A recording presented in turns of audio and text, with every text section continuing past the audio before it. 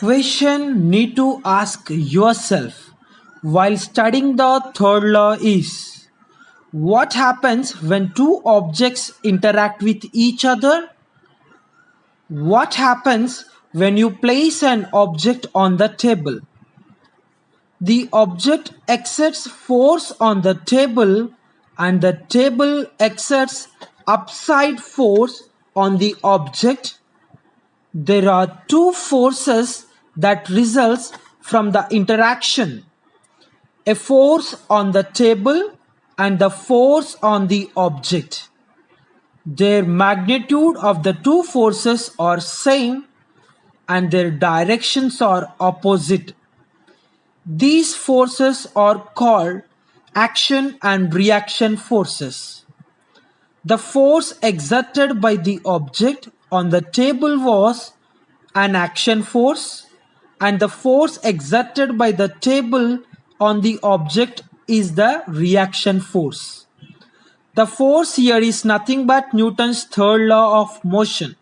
Every action has an equal and opposite reaction. That's how simple the third law is. Every action has an equal and opposite reaction. It means when two objects interact, there is a force on each object. The magnitude of the force on the first object equals magnitude of the second one. And what about the direction? The direction of the force on the first object is opposite to the direction of the force on the second one. Let's talk about more examples.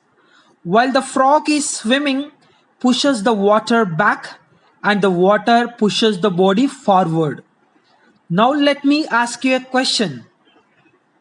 Say a bird is flying upwards. Will the Newton's third law apply here? Sometimes third law is not so obvious. You probably say the bird is the only object here and there is no second object. But that's not correct. The wings of the bird pushes the air downwards and the air pushes the bird upwards. Action and reaction forces makes possible birds to fly. We take one last example to understand something very interesting on the third law. What happens when a gun is fired? You're right. It exerts forward force on the bullet and the bullet exerts equal and opposite reaction force on the gun. And this exerts recoil of the gun. A perfect example of Newton's third law. But hold on. If the force exerted by the gun on the bullet is the same as the force exerted by the bullet on the gun, then why don't the gun recoil with the same acceleration as the bullet? The gun recoils yet, but it doesn't recoil the same acceleration as the bullet, right? Same magnitude of forces but different acceleration. Why do you think this happened?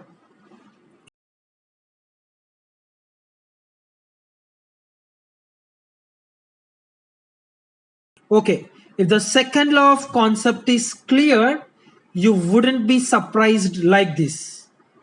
The second law of motion says that the force is the product of the object, mass and acceleration, or the acceleration of the object is equals to the force over its mass. What is this tell us? Yes, if the mass is more, then the acceleration will be less. In this example, mass of the gun is much more than that of the bullet. Hence, the acceleration of the rifle is lesser than that of the bullet. If you are in a boat and step out of it into the land, there are two forces involved. You pushing the boat behind and the boat pushing you forward. So this is also one of the interesting example of Newton's third law.